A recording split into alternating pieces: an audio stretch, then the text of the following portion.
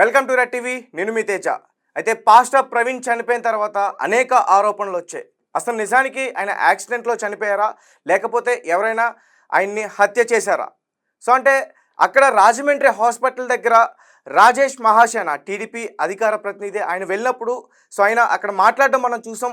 అలాగే కొంతమంది క్రైస్తవులు ఆయన బయటకు వచ్చి మాట్లాడిన తర్వాత ఆయన పైన మళ్ళీ ఆరోపణలు కూడా చేయడం చూసాం. దానికి రాజేష్ గారిని అయితే ప్రస్తుతం మనం జూమ్ కాల్లోకి తీసుకురావడం జరిగింది.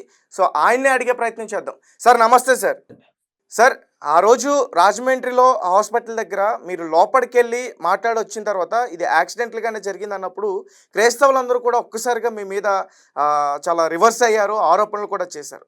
అసలు ఏంటి సార్ ఆ రోజు మీరు ఏం మాట్లాడారు, లోపల ఏం జరిగింది అసలు?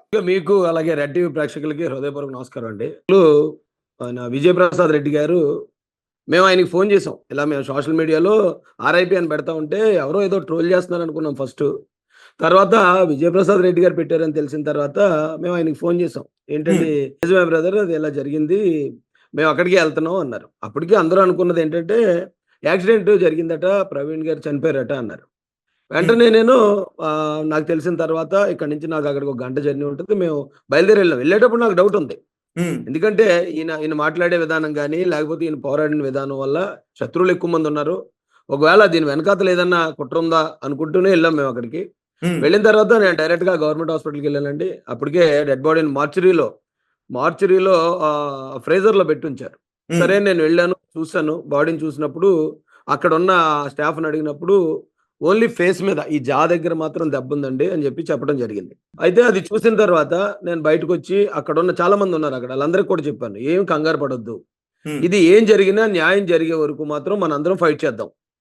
ఖచ్చితంగా దీనికి సంబంధించి ప్రభుత్వం నుంచి, ఇప్పుడు మేము అధికార పార్టీలో ఉన్నాను కాబట్టి ప్రభుత్వం నుంచి ఏ సహాయ సహకారాలు కావాలో అవన్నీ కూడా నా వంతు నేను కృషి చేస్తానని చెప్పి అక్కడ వాళ్ళందరి మధ్య నుంచి నేను లోకేష్ గారికి ఫోన్ చేయడం జరిగింది, వారి పిఏ గారికి.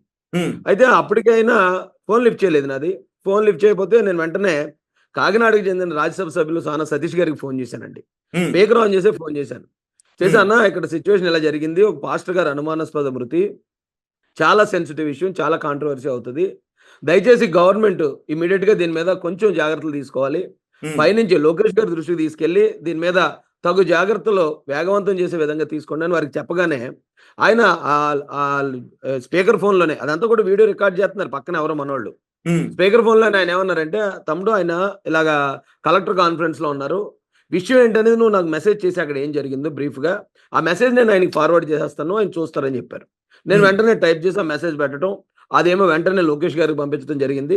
లోకేష్ గారు మెసేజ్ చూసిన వెంటనే డీజీపీ గారికి ఇమీడియట్ గా దానికి సంబంధించిన ఆ చర్యలన్నీ చేపట్టండి అని అక్కడి నుంచి ఆర్డర్స్ వచ్చాయి. ఈ తర్వాత నేను ఏం చేశానంటే, ఇక్కడ నుంచి అసలు యాక్సిడెంట్ స్పాట్ ఎక్కడ ఉంది, accident or incident or murder ఏదైనా కానివ్వండి, మనం అక్కడ కూడా వెళ్ళి ఒకసారి చూద్దామని మేము వెంటనే అక్కడి నుంచి ఆ స్పాట్కి వెళ్ళడం జరిగింది. ఆ స్పాట్ నేను చూసిన వెంటనే నాకు ఏమనిపించింది అంటే అండి, అది పెట్రోల్ బంక్ ఆపోజిట్ లో ఉంది. కరెక్ట్ గా ఒక CC camera road, petrol bunk బయట ఉన్న రోడ్డు మీద ఉన్న సీసీ కెమెరా కరెక్ట్ గా ఈ స్పాట్ ని ఫోకస్ చేస్తుంది. ఆ వెంటనే అక్కడ ఉన్న వాళ్ళందరితో చెప్పాను, ఏమంటే ఇక ఇక్కడ సీసీ కెమెరా ఉంది, ఏం జరిగినా ఎవడో తప్పించుకోలేడు, అది యాక్సిడెంట్ అవనివ్వండి, ఇన్సిడెంట్ అవనివ్వండి, హత్య అవనివ్వండి, ఏదైనా కానీ ఇక్కడ సీసీ కెమెరా ఉంది కాబట్టి ఎవరో తప్పించుకునే అవకాశం లేదని నేను స్థానికంగా ఉన్న ఎమ్మెల్యే గారితో కూడా మాట్లాడితే, ఎమ్మెల్యే గారు అప్పటికే ఆదిరెడ్డి వాసు గారు, లేదండి నేను ఆల్రెడీ ఎస్పీ గారికి చెప్పాను, ఇది సెన్సిటివ్ మ్యాటర్, ఇమీడియట్ గా టేకప్ చేయమని నేను కూడా చెప్పానని వారు కూడా చెప్పడం జరిగింది. సో అది వెంటనే మళ్ళీ అక్కడి నుంచి నేను హాస్పిటల్ దగ్గరకు వచ్చాను. హాస్పిటల్ దగ్గరకు వచ్చినప్పుడు అక్కడికే చాలా మంది అప్పటికే క్రైస్తవులు అందరూ గుమ్ము కొడుతున్నారు, పాస్టర్లు అందరూ, వారందరూ కూడా ఇదే విషయం చెప్పాను, అక్కడ సీసీ కెమెరా ఉంది, ఏం జరిగినా కూడా బాధ్యులు ఎవరో తప్పించుకోలేరు అని చెప్పాను. తర్వాత ఇక పోస్ట్ మార్టం డాక్టర్ ఆయన వెయిట్ చేస్తున్నాడండి అన్నారు. పోస్ట్ మార్టం చేయాలంటే కుటుంబ సభ్యులు ఉండాలండి. ఎంక్వైరీ చేయడానికి కుటుంబ సభ్యుల నుంచి సంతకం లేకుండా గవర్నమెంట్ ముందుకు వెళ్దాం. అది గతంలో కూడా ఇక్కడ సుబ్రహ్మణ్యం హత్య జరిగినప్పుడు కూడా సుబ్రహ్మణ్యం కుటుంబ సభ్యులు ఇలాగే రాయేషన్ వస్తే తప్ప మేము రావు, మాకు న్యాయం జరగదని వాళ్ళు అబ్స్కాండ్ అయిపోయారు.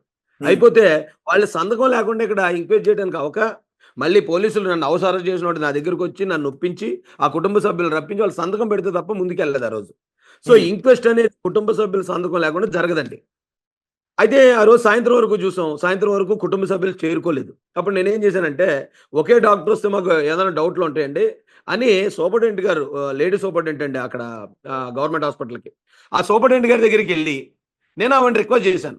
ఒక్క నిమిషం అండి. ఉమ్, సార్ మేడం ఇది చాలా కాంట్రవర్సీ అవుతుందండి. వేళ ఇంతమంది జనం ఉన్నారు, రేపటికి ఇంకా పెరుగుతుంది. ఒక డాక్టర్ అయితే లేనిపోయిన అనుమానాలు వస్తాయి. అతను నిజం చెప్పినా మేము అబద్ధం అనుకుంటాం. అతను ఒకవేళ ఏమైనా మ్యానిపులేట్ అవ్వడానికి అవకాశం ఉంటుంది. సో టీమ్ ఆఫ్ డాక్టర్స్ కావాలని ఆవిడని నేను పర్సనల్గా రిక్వెస్ట్ చేస్తే ఆవిడ ఏమన్నారంటే గవర్నమెంట్ హాస్పిటల్ ఒకే డాక్టర్ అండి, నేను ఎంక్వైరీ చేస్తాను, ఒకవేళ ఎవరైనా దొరుకుతారేమో నేను ట్రై చేసి మ్యాక్సిమం టీమ్ ఆఫ్ డాక్టర్స్ ఇవ్వడానికి నేను ట్రై చేస్తానండి అంది.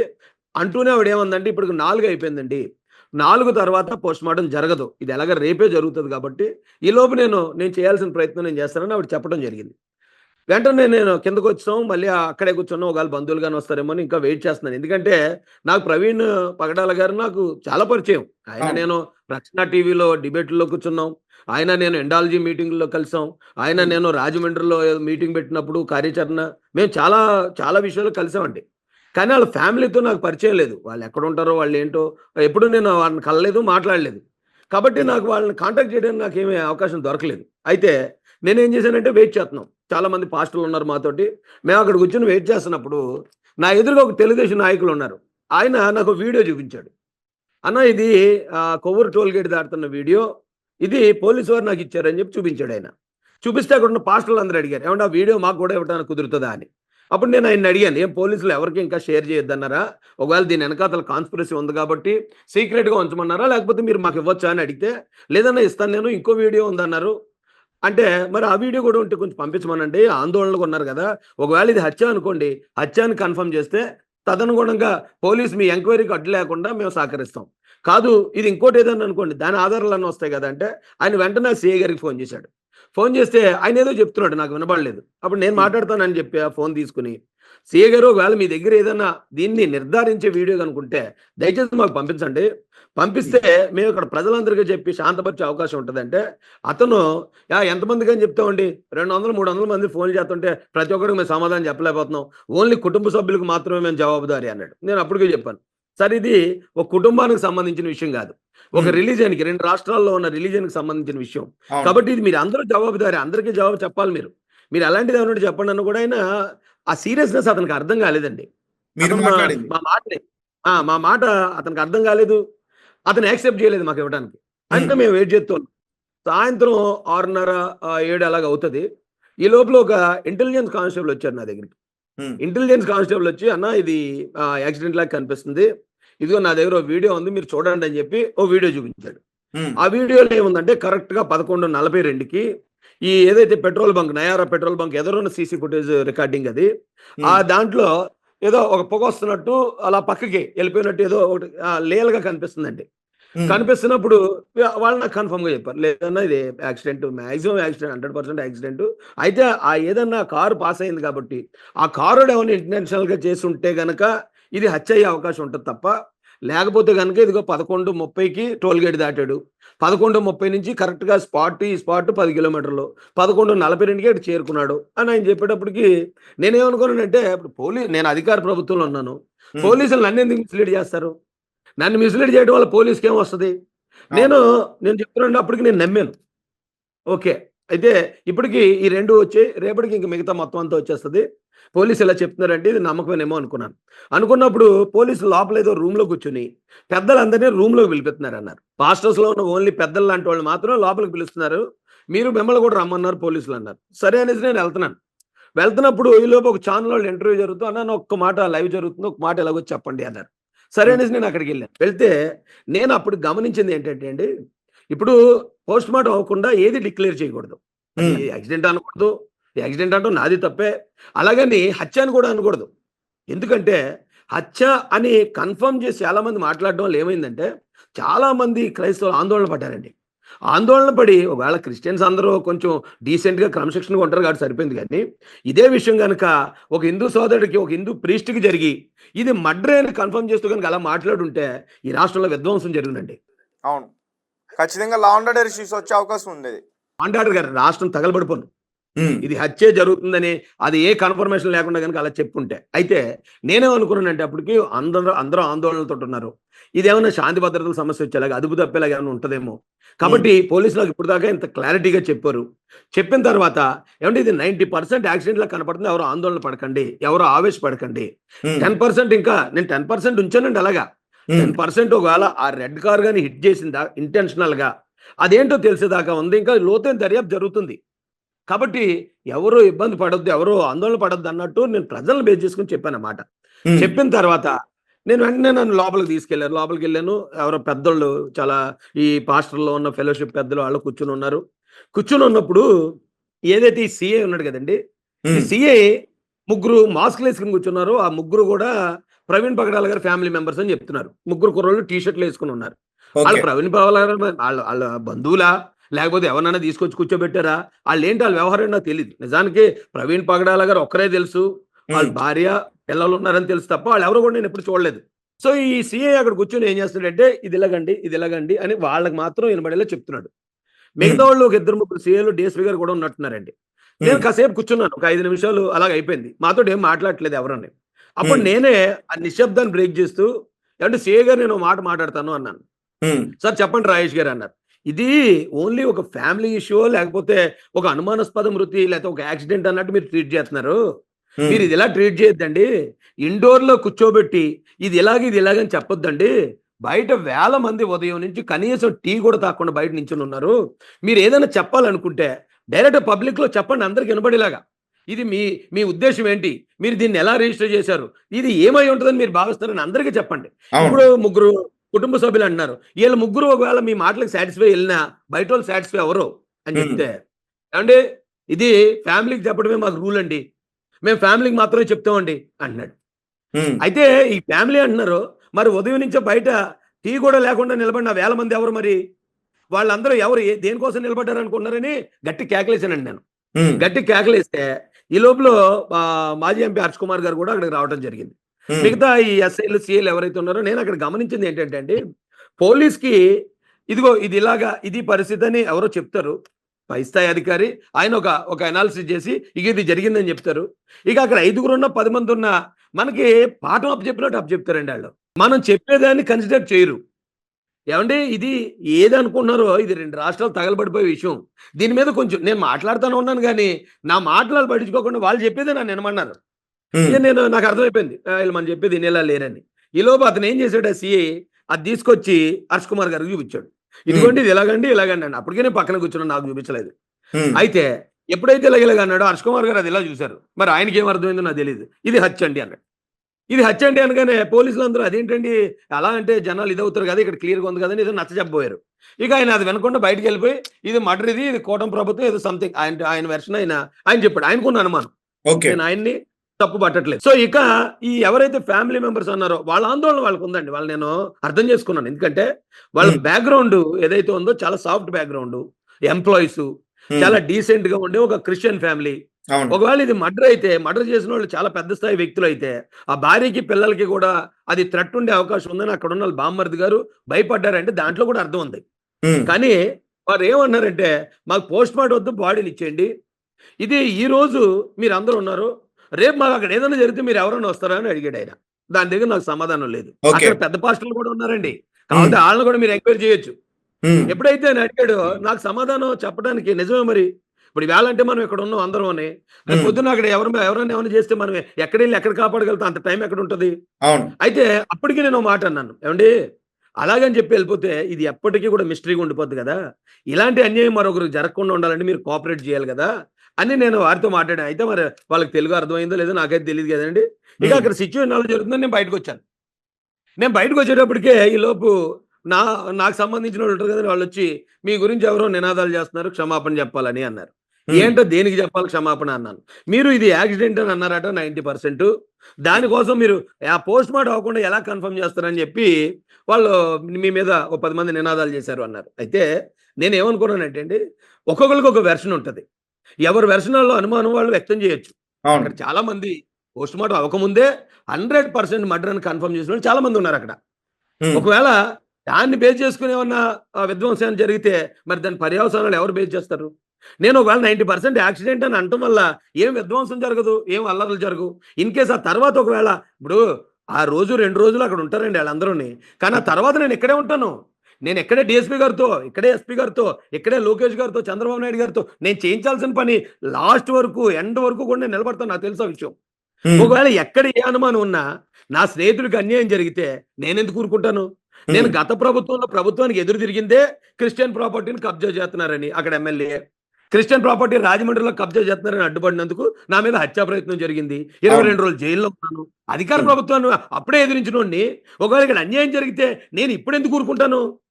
అయితే మరేంటో నేను ఉండటం వల్ల కొద్దిమందికి అక్కడ దీన్ని విధ్వంసం రూపంలోకి అంటే రోడ్లు బ్లాక్ చేయటం, వాటిని బదలు కొట్టడం, ఈ వైపుకు తిప్పుకెళ్ళడానికి జనాన్ని నేను అక్కడ ఉండటం వల్ల వాళ్ళకి కుదరలేదనుకుంటున్నానండి. ఉమ్, రాజేష్ ఇలా చెప్పడం బట్టి మనం రండిరా రోడ్డు ఎక్కుదామంటే ఎవరు వెళ్ళేవారు కాదు. రండి ఇంకోటి ఏదో చేద్దామంటే వెళ్ళేవారు కాదు. ఎందుకంటే అది కన్ఫర్మ్ అవ్వాలి కదా! పోస్ట్‌మార్టం రిపోర్ట్ రావాలి. అవును ఉమ్, రాజేష్ అన్నేమో ఇలాగన్నాడు, మిగతా వాళ్ళు ఇలాగ అంటున్నారు. వాస్తవాలు ఏంటో తెలిసేదాకా ఆగుదాం అని చెప్పి జనం రెచ్చిపోలేదు. ఉమ్, సో దీన్ని వాళ్ళకి అనుకూలంగా మార్చుకోవడం అంటే పార్టీలు ఎంటర్ అయిపోయాయండి ఇందులోకి. ఉమ్, పార్టీలు ఎంటర్ అయిపోయి దీన్ని విధ్వంస రూపంలోనో ప్రభుత్వానికి వ్యతిరేకంగానో క్రియేట్ చేద్దామంటే ఈ రాజేష్ అని కూడా అడ్డుపడుతున్నాడని చెప్పి ఇక ఉమ్, కంప్లీట్ నా మీద బురద జల్లటం మొదలుపెట్టారు. అయితే ఉమ్, ఇప్పుడు ఆయన డెడ్ బాడీ వెళ్ళిపోయింది. నేను ఆ మరుసటి రోజు ఆయన ఏదైతే పోస్ట్ మార్టం జరుగుతుందో నేను వెళ్ళలేదండి ఇంకా. ఉన్నా కూడా నేను వెళ్తున్నాను. కానీ ఎందుకు వెళ్ళలేదంటే ముందు రోజే నా మీద అధికార ప్రభుత్వం నుంచి వచ్చాడు కాపాడడానికి ప్రయత్నిస్తాడని బ్లేమ్ చేశారు. ఉమ్, ఒకవేళ పోస్ట్ అవును. మార్టం దగ్గర కూడా నేను ఉన్నాను అనుకోండి కంపల్సరీ నన్ను లోపల తీసుకెళ్తారు రమ్మంటారు వాళ్ళు. ఆ రిపోర్ట్ ఏదైనా కొంచెం అటు ఇటుగా వచ్చినా కానీ రాజేష్ మహాశయ దగ్గరుండి ఇక్కడ పోస్ట్ మార్టం చేయించాడు అనేది వచ్చేస్తుంది మళ్ళీ. అంటారు కదా ఉమ్, సరే దూరంగా ఉంది. ఎలా చాలా మంది పెద్దలు ఉన్నారు. బోల్డ్ మంది క్రౌడ్ ఉంది అక్కడ. అక్కడెక్కడ అన్యాయం జరిగేలాగా ఉంది అనుకున్నాను. రెండోది అక్కడ పోస్ట్ మార్టం కూడా ఈ బంధువుల నుంచి అలాగే క్రిస్టియన్ పెద్దల నుంచి ఒక డాక్టర్ గారు ఉన్నారు, పెద్దలు ఉన్నారు, సాక్షులు ఉన్నారు. ఇంకా ఉమ్, అక్కడ ఏం అన్యాయం జరుగుతుందిలే అనుకున్నాను. తర్వాత బాడీ అక్కడికి వెళ్ళిపోయిన తర్వాత మరుసటి రోజు ప్రశాంతంగా అంత్యక్రియలన్నీ అయిపోయిన తర్వాత ఆ తర్వాత మొదలు పెట్టాను నేను. ఉమ్, ఎందుకు పోలీసు ఇప్పుడు దాకా ఇంత నిర్లక్ష్యం వ్యవహరించారు? అవును. నాకు ఆ రోజే మీరు మాకు హింట్ ఇచ్చారు కదా ఇది యాక్సిడెంట్ అండి అని. మాకు హింట్ ఇచ్చారంటే మీ దగ్గర అన్ని ఆధారాలు పెట్టుకున్నాకే కదా ఇస్తారు. నాకొక్కడికే కాదు లోకేష్ గారికి కూడా ఇచ్చారు కదా మీరు. ఆయన కూడా మీ మాట నమ్మి పోలీసుల ప్రాథమిక దర్యాప్తు ప్రకారం ఇది రోడ్డు ప్రమాదంగా వాళ్ళు అనుకుంటున్నారు. లోతైన దర్యాప్తు కూడా చేస్తున్నామని మీ మాట నమ్మే కదా ఇచ్చారు. కానీ ఉమ్, మీరు ఈ 2 రోజుల పాటు అది మీరన్న మాటని సమర్థిస్తూ ఉన్న ఆధారాలు ఎందుకు బయట పెట్టలేదు అని నిన్న గట్టిగా పోలీసుల మీద రివర్స్ అయిపోయానండి నేను. ఓకే. గట్టిగా రివర్స్ అయిపోయాను. ప్రజలందరిలో నుంచి వస్తున్న అనుమానాలు ఏవైతే ఉన్నాయో అంటే కొవ్వూరు టోల్ గేట్ ముందే దాడి జరిగిందని కొందరు అనుమానించారు. అవును. ఇక్కడ ఈ బండి ఏదైతే పక్కకి వెళ్ళిపోయిందో ఆ తర్వాత ఎవరన్నా దిగి కర్రలతో కొట్టి చంపుంటారని కొంతమంది వ్యక్తం చేశారు. అలాగే ఇంకా చాలా డౌట్లు వ్యక్తం చేశారండి. ఒక 5 డౌట్లని ప్రజల నుంచి వచ్చిన డౌట్లనే అవి నా డౌట్లుగా నేను పట్టుకెళ్ళి ఆ సిట్ ఆఫీసర్ ఎవరైతే స్పెషల్ ఇన్వెస్టిగేషన్ ఆఫీసర్ దేవకుమార్ గారు ఉన్నారో వారి దృష్టిలో పెట్టాను. ఉమ్, అక్కడ ఉన్న సిఐ వీరన్న గౌడ వేరే గౌడ ఉన్నాడు. అతని నిర్లక్ష్యం కూడా బయట పెట్టాను. కంప్లీట్ అతను నిర్లక్ష్యం చేశాడు. అతను ఉమ్, నిర్లక్ష్యం చేయడం వల్ల ఇక్కడ దాకా వచ్చింది. అతన్ని సస్పెండ్ చేయాలని కూడా నేను డిమాండ్ చేశాను. దాంతోపాటు నాకే కాదు లోకేష్ గారికి కూడా ఇది మీరు ఏది పూర్తి దర్యాప్తు చేయకుండానే యాక్సిడెంట్ అని చెప్పారా? అలా చెప్తే వాళ్ళని కూడా సస్పెండ్ చేయాలి.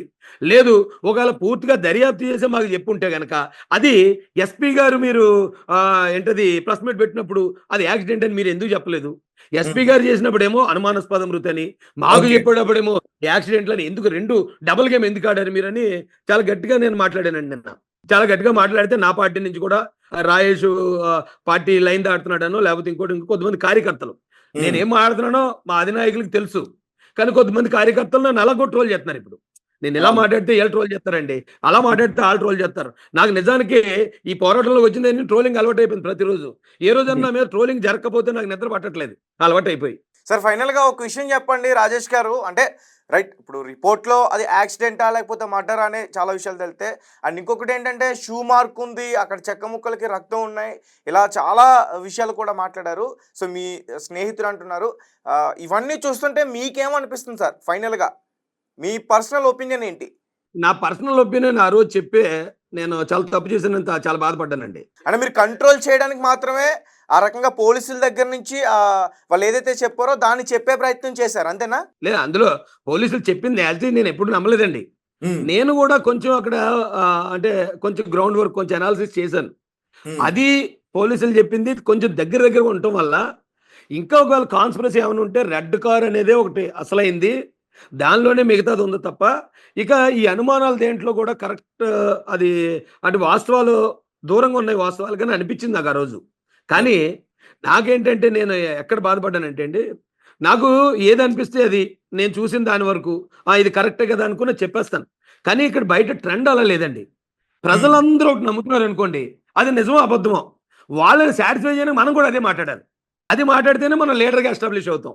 అలా కాకుండా వాళ్ళందరూ ఒకవేళ సోషల్ మీడియాలో చూసో లేకపోతే ఎక్కడో ఫేస్బుక్లోనో యూట్యూబ్లోనో చూసి వాళ్ళు ఒక కన్క్లూజన్కి వచ్చేస్తున్నారు. అయితే నేను గ్రౌండ్లో చూశాను కాబట్టి దానికి దీనికి కొంచెం ఇలా ఉంది అని చెప్తే గనక వాళ్ళు అనుకున్న దానికన్నా మనం ఏమన్నా కాస్త భిన్నంగా చెప్తే మనల్ని యాంటీ సోషల్ ఎలిమెంట్ చేసేస్తారు. అందుకని ఇక నా పాయింట్ ఆఫ్ వ్యూ చెప్పదలుచుకోలేదండి. పోలీసుల్నే నా పాయింట్ ఆఫ్ వ్యూ అంతా పోలీసుల దృష్టిలో పెట్టి దీనికి తగ్గ ఆధారాలు మీరు 24 అవర్స్‌లో రిలీజ్ చేయకపోతే దీని వెనకాల ఉన్న ఏదో కాన్స్పిరసీ ఉంది. దాన్ని పోలీసులే సహకరిస్తున్నారని మేము భావించాల్సి వస్తుందని చెప్పి వాళ్ళని నేను లాక్ చేసి వచ్చాను నిన్న. అంటే ఒకవేళ ఈ పోస్ట్ మార్టం రిపోర్ట్ అటు ఇటుగా ఉంటే రాజేష్ మహాసేన ఖచ్చితంగా ఫైట్ చేయడానికి సిద్ధం. సార్ నేను ఇంకోటి కూడా చెప్తాను. పోస్ట్ మార్టం రిపోర్ట్ అంటే ఈ పోస్ట్ మార్టం రిపోర్టు ఎప్పుడైతే లోకేష్ గారు, సీఎం గారు, అలాగే హోంమంత్రి గారు దీనిలో ఇన్వాల్వ్ అయ్యారో, ఇన్వాల్వ్ అవ్వకముందు గవర్నమెంట్ హాస్పిటల్ రాజమండ్రి వారు ఒక డాక్టర్ తోటి పోస్ట్ మార్టం కంప్లీట్ చేయడానికి అన్ని కూడా సిద్ధం చేశారు. ఆ వేళ కుటుంబ సభ్యులు రాలేదు కాబట్టి సరిపోయింది. కానీ అదే రోజు కానీ కుటుంబ సభ్యులు చూడండి, మొత్తం సీఎం గారి దగ్గర నుంచి ఆదేశాలు వచ్చాయో వెంటనే మరుసటి రోజు పోస్ట్ మార్టానికి ఒక ఎగ్జిక్యూటివ్ మేజిస్ట్రేట్ని పెట్టారండి. ఎగ్జిక్యూటివ్ మేజిస్ట్రేట్ ఆధ్వర్యంలో 3 టీమ్ ఆఫ్ డాక్టర్స్, అందులో ఒక డాక్టర్ క్రిస్టియన్ కమ్యూనిటీ తరపున, బంధువుల తరపున ఒక డాక్టర్ గారు ఉన్నారు. దాంతోపాటు ఈ క్రిస్టియన్ కమ్యూనిటీ వచ్చిన వాళ్ళందరూ కలిపి ఒక 3 పెద్దల్ని వారు ఎంపిక చేసి ఆ 3 పెద్దల్ని కూడా క్రిస్టియన్ కమ్యూనిటీ తరపున ఆ పంచనామా హాల్లోకి పంపించారు. ఆ 3తో పాటు మరొక 2 సాక్షులను కూడా పెట్టారు. అక్కడ పెట్టినప్పుడు ఒకవేళ ఎంత చర్యలు ఎన్ని జాగ్రత్తలు తీసుకున్నా అందులో ఏదో తేడా ఉందని ఎవరికైనా అనుమానం వచ్చింది అనుకోండి, ఆల్రెడీ మాజీ ఎంపీ హర్ష్ కుమార్ గారు మాట అన్నారు, మీరు కానీ ఇక్కడ నాకు అనుమానం వస్తే నేను హైదరాబాద్లో ఉన్న ఆ డెడ్ బాడీని బయటికి తీసి మా కాంగ్రెస్ గవర్నమెంట్ చేత మేము పోస్ట్ మార్టం చేయించామని చెప్పి ఆయన చెప్పాడు. నేను కూడా అదే డిమాండ్ చేస్తాను. ఒకవేళ ఇక్కడ మీకు ఏదైనా అనుమానం వస్తే ఇమ్మీడియట్గా మీరు హైదరాబాద్లో ఉన్న ఆ బాడీని మళ్ళీ తీసి మీరు కాంగ్రెస్ ప్రభుత్వ హయాంలో మీకు నమ్మకం ఉంటుంది కాబట్టి మీరు 2వ పోస్ట్ మార్టం చేయించండి. 2వ పోస్ట్ మార్టం చేస్తే ఒకవేళ అందులో ఏమైనా దొరికితే నేను ఆనందపడతాను. ఒకవేళ ఇక్కడ ఏదైనా తప్పు జరిగిందని బయటకు వస్తే నేను ఆనందపడతాను, నేను పోరాడతాను. నేను దానికి కూడా మేము రెడీగా ఉన్నామండి. ఇది నేను నాట్ ఓన్లీ రాజేష్ మహాసేన, తెలుగుదేశం రాష్ట్ర అధికార ప్రతినిధిగా చెప్తున్నాను. ఎందుకంటే ప్రభుత్వంలో జరుగుతుంది, పోలీసులో జరుగుతుంది, నాకు తెలుసు. ఈ విషయంలో ప్రభుత్వం మ్యానిపులేట్ చేసే అవసరం లేదు. ఎందుకంటే ఆయన ఏమి యాంటీ గవర్నమెంట్ కాదు, మా గవర్నమెంట్కి ఆయన ఏమి శత్రువు కాదు, పైగా ఆయన ఏమి